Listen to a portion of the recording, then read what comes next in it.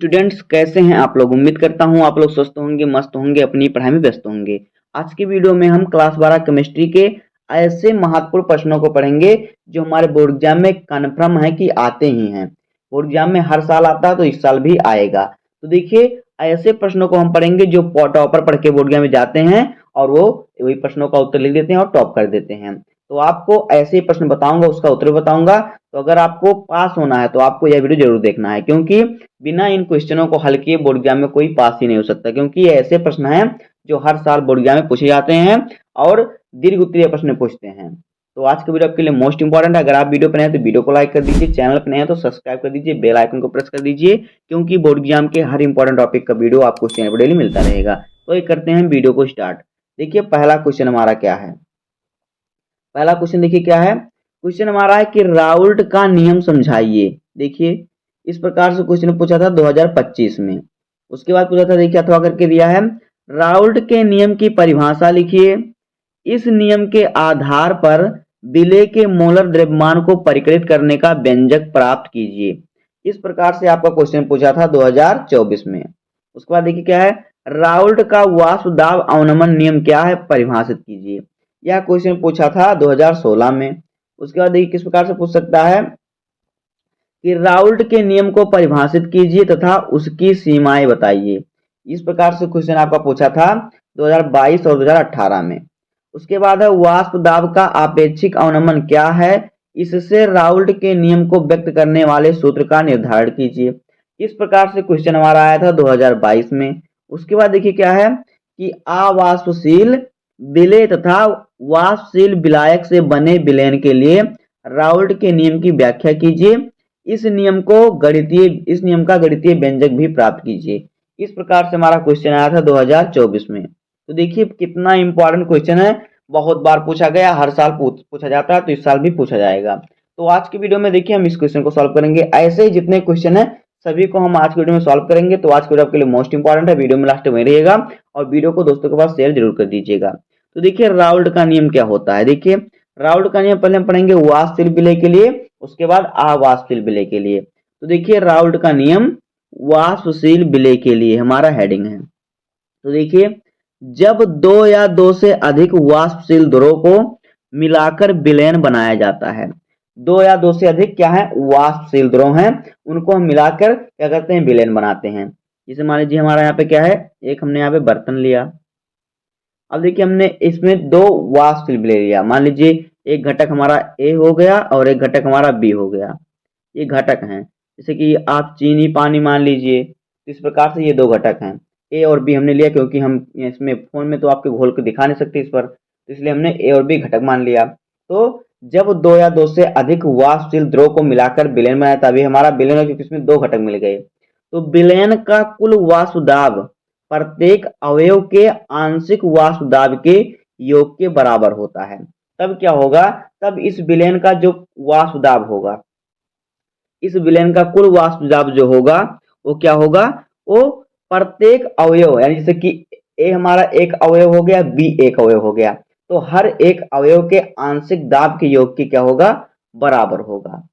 तो देखिए अगर हमें कुल दाब निकालना होगा तो हम निकालेंगे। देखिए P बराबर हमारा सूत्र हो जाएगा P A plus P B, यानी कि घटक ए का दाब और घटक बी का दाब दोनों को जोड़ देंगे तो हमारा कुल दाब निकल जाएगा। अब देखिए हमें कह रहा है कि विलयन का कुल वाष्प दाब क्या होगा, प्रत्येक अवयव के आंशिक दाब के योग के बराबर होगा। प्रत्येक अवयव यानी कि हर एक अवयव के आंशिक दाब के बराबर होगा। तो देखिए इसका मतलब हो जाएगा हमारा कि अगर हम ए का ए अवयव का, जैसे कि हमारा ए मान लीजिए हमारा चीनी है, तो हम ए का अगर वाष्प दाब निकालेंगे तो हमारा क्या हो जाएगा, देखिए तो ये हमारा हो जाएगा पी नॉट, ये यानी आंशिक दाब, ए का आंशिक दाब, और इंटू में हमारा हो जाएगा ए घटक, यानी इसका क्या हो जाएगा, प्रत्येक अवयव के आंशिक वाष्प दाब के योग के बराबर हो जाएगा। इसका वाष्प दाब, विलयन का कुल वाष्प दाब जो हो जाएगा प्रत्येक अवयव के आंशिक वाष्प दाब के बराबर हो जाएगा। अगर यहाँ पे देखिए हम कुल वाष्प दाब निकाल रहे हैं तो इसके क्या हो जाएगा, आंशिक दाब के बराबर हो जाएगा। अगर हमें बी का निकालना हो जाएगा तो हमारा हो जाएगा पी बी बराबर हमारा हो जाएगा यहाँ पे पी नॉट बी और फिर इंटू यहाँ पे हो जाएगा बी। इस प्रकार से हमारा हो जाएगा। तो इस प्रकार से इसका सूत्र हो जाएगा। अब देखिए हम यहाँ पे क्या करें, यहाँ पे देखिए, यहाँ से हम पी ए का मान निकाल कर यहाँ पे रख दें, यहाँ से पी बी का मान यहाँ पे रख दें, तो हमारा अगर हम इस पर हल करेंगे तो ये हमारा आ जाएगा कुल वाष्प दाब। देखिए ये हमारा सूत्र किस प्रकार से बनेगा, ये हमारा सूत्र देखिए किस प्रकार से बन जाएगा, यहाँ पे देखिए तभी हमारा सूत्र बन जाएगा। देखिए P बराबर हो जाएगा P नॉट A इंटू ए, यानी कि ए घटक का वाष्प दाब, और फिर प्लस में हो जाएगा देखिए P not B into b. इस प्रकार से इसका सूत्र हो जाएगा, तभी हमारा हो जाएगा इसका कुल वाष्प दाब निकलेगा। उसके बाद देखिए आगे देखिए अब क्या हमारा आ गया, तो ये तो हमारा हो गया राउल्ट के नियम का वाष्पशील विलय के लिए। अब हम पढ़ते हैं अवाष्पशील विलय के लिए। तो देखिए अवाष्पशील विलय के लिए क्या होता है, देखिए राउल्ट के नियम के अनुसार अवाष्पशील विलय पदार्थ के लिए, देखिए अवाष्पशील विलय पदार्थों के विलयन के लिए वाष्प दाब का आपेक्षिक अवनमन विलयन के विलय के मोल प्रभाज के बराबर होता है।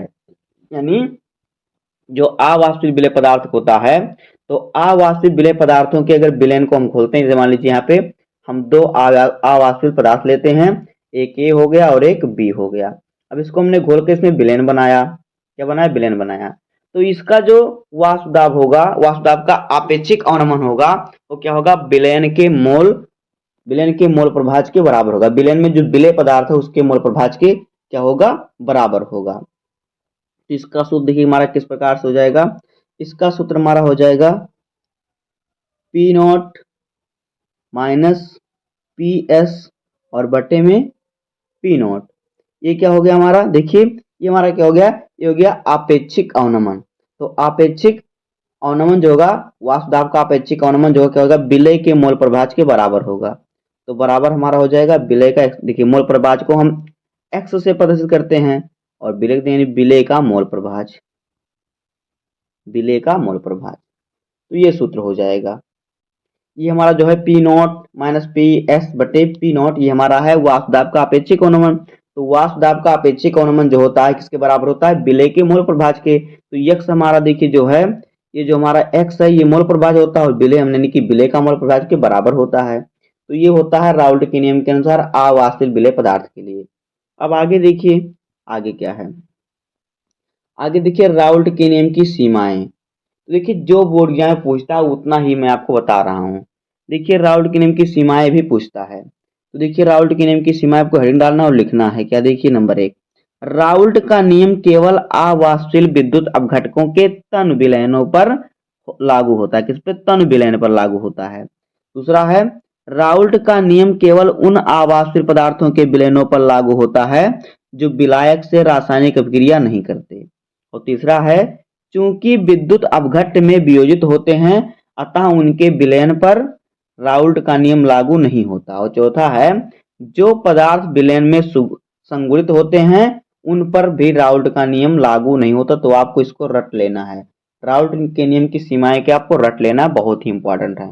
राउल्ट का नियम और राउल्ट के नियम की सीमाएं हर साल आता है, इसको आप रट लीजिएगा। ये आपका 5 नंबर वाले क्वेश्चन में पूछता है। कितने नंबर वाले, 5 नंबर वाले क्वेश्चन में। आपने कमेंट किया था कि सर आप इंपॉर्टेंट टॉपिक का सोल्यूशन बताइए, तो सभी का मैं बता दूंगा धीरे धीरे करके। तो आप चैनल को सब्सक्राइब कर दीजिए, वीडियो को लाइक कर दीजिए और दोस्तों के पास शेयर कर दीजिए। तो ये हमारा हो गया पहला क्वेश्चन। उसके बाद देखिए अगला क्वेश्चन हमारा क्या है, अगला क्वेश्चन हमारा है कि लेंथेनाइड आकुंचन क्या है, लेंथेनाइड आकुंचन के प्रभाव की विवेचना कीजिए। यह क्वेश्चन हमारा 2024 और 25 में लगातार पूछा गया था। तो देखिए इस बार भी पूछ सकता है। तो देखिए लेंथेनाइड आकुंचन क्या है और लेंथेनाइड आकुंचन के प्रभाव की हमें विवेचना करना बताना है। तो देखिए लेंथेनाइड संकुचन, संकुचन या आकुंचन वही है।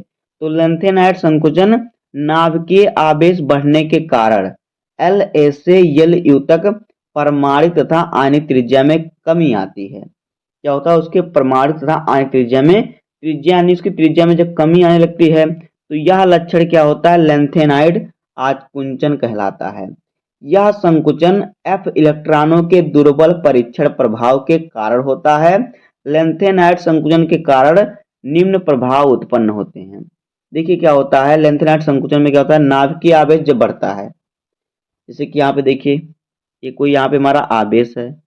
अब जब ये नाभिकीय आवेश बढ़ेगा तो क्या होगा, जिसकी इसका जो त्रिज्या होगा, इसकी जो आयनिक त्रिज्या होगी उसमें कमी आने लगेगी, यानी कि इसकी त्रिज्या कम होने लगेगी, इस प्रकार से कम होने लगेगी। तो जब इसकी त्रिज्या कम होने लगेगी, इसी को कहते हैं, यानी सिकुड़ने लगेगी, कहने का मतलब इसकी त्रिज्या नहीं बटोरने लगेगी, सिकुड़ने लगेगी। ये क्या होगा, सिकुड़ने लगेगी, तो इसकी त्रिज्या क्या होनी, कम होने लगेगी। तो इस सिकुड़ना ही संकुचन कहलाता है, यानी कि लेंथेनाइट संकुचन। अब आपको समझ में आ गया होगा।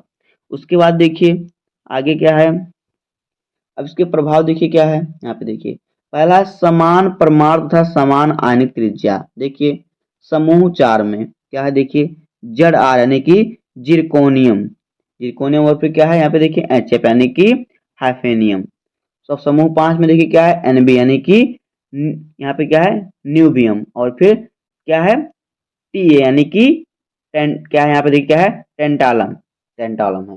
तो ये क्या है, ये समान परमाणु और समान आणविक त्रिज्या वाले क्या हैं, जो है पदार्थ हैं, अणु हैं।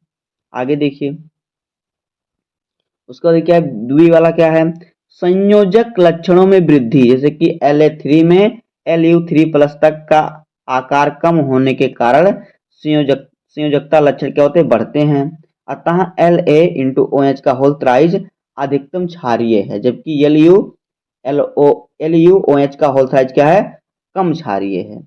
क्यों, क्योंकि क्या होता है इसमें जो होता है, इसके लक्षणों में देखिए क्या होता है, इसके आकार में क्या होती है, आकार में क्या होती है, कमी होती है। सही, इसके लक्षणों में वृद्धि, La3+ Lu3 तक क्या होता है, आकार में कमी होने के कारण क्या होता है, संयोजकता का लक्षण बढ़ता है। अगर संयोजकता का लक्षण बढ़ेगा तो क्या होगा, देखिए तो अधिक क्षारीय होगा, और जो कम होगा तो कम क्षारीय होगा। तो इस प्रकार से हो जाएगा इस क्वेश्चन का आंसर। इसको भी आपको रट ही लेना है, बहुत ही इंपॉर्टेंट है।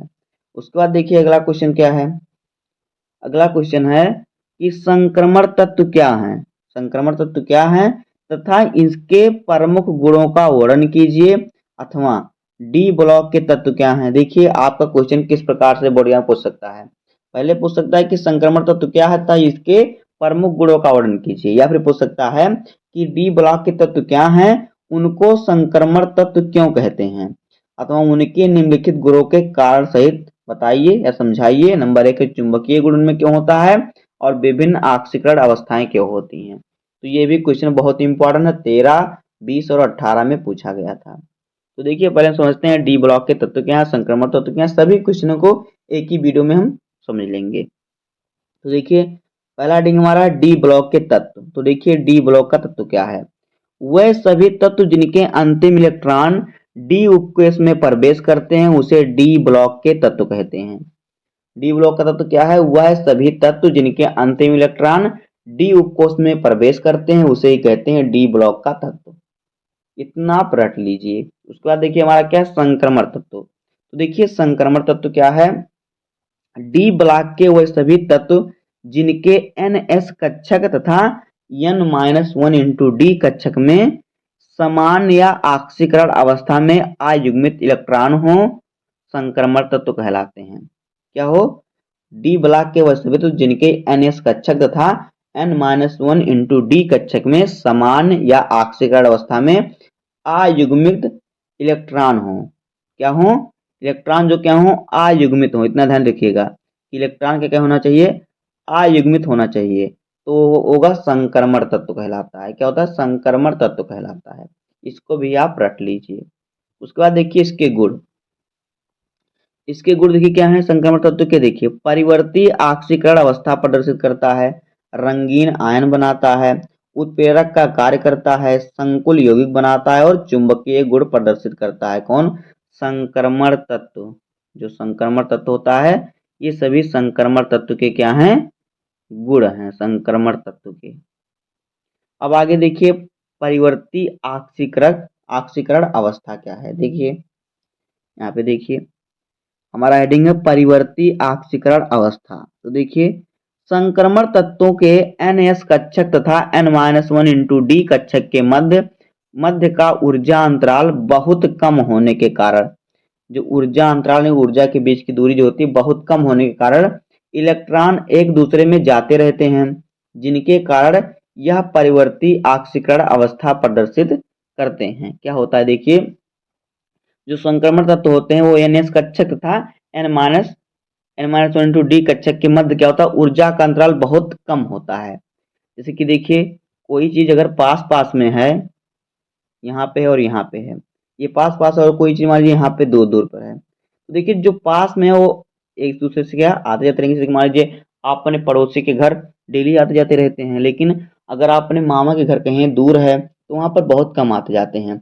तो ऐसे इसमें भी होता तत्वों में कि संक्रमण तत्व के जो एन एस कक्षक तथा n-1 डी कक्षक के मध्य में ऊर्जा का अंतराल बहुत कम होता है और इलेक्ट्रॉन एक दूसरे में आते जाते रहते हैं, जिसके कारण यह परिवर्ती ऑक्सीकरण अवस्था प्रदर्शित करता है। जिससे क्या होता है, यह परिवर्ती यानी परिवर्तन की ऑक्सीकरण अवस्था प्रदर्शित करता है।